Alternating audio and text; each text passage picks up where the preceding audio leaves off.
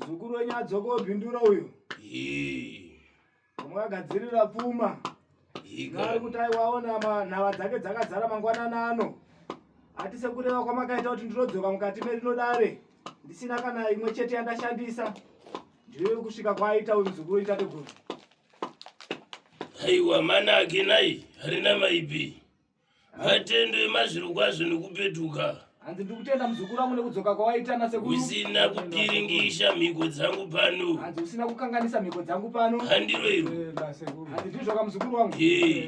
Iro tariona ratekaira rasvika. Hanzi iro ndariona ratekaira rasvika muzukuru. Asi zvarakaita hatafanira kukanganwa zvepamayambuka. Hanzi zvazvakaita haufanira kukanganwa zvatakaita pakutanga. Pamayambo pai ndido kudukurira kuti chinyi pamusoro pegwadhi rawaona nhasiro. Hanzi pakutanga takutaura kuti kudii pamusoro pemari yawaona nhasiyo. Makati ndikozoya naye sekuru ndichikupai ndatanga kuona. Ya, ndikati chinyi. Ndakati kudii zvakare.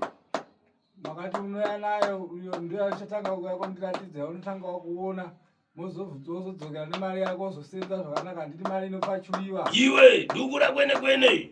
Ndakakurevera pai ndikati gwati rangu ini pana handatendera kuitisa chipfambi. Hauende kunana marwei. Hanzi ndakakuti pfuma yangu handidi kuti uise chipfambi nhaika. Handina kudukura iroro. Hanzi ndakutaura izvozvo. Ishokwadi. Ndikati kwaitika mariro chemanai. Ndakati kwaitika rufu munofanira kutibatsira. Nokuti ndikakudukurira iwe ndikati gwatira harisire urombwa bodo. Hanzi ndakakudza kuti gwatira harisire urombwa kwete. Nderekukumbira kuneve pasi. Hanzi nderekukumbira kuneve pasi muzukuru. Handiro iro.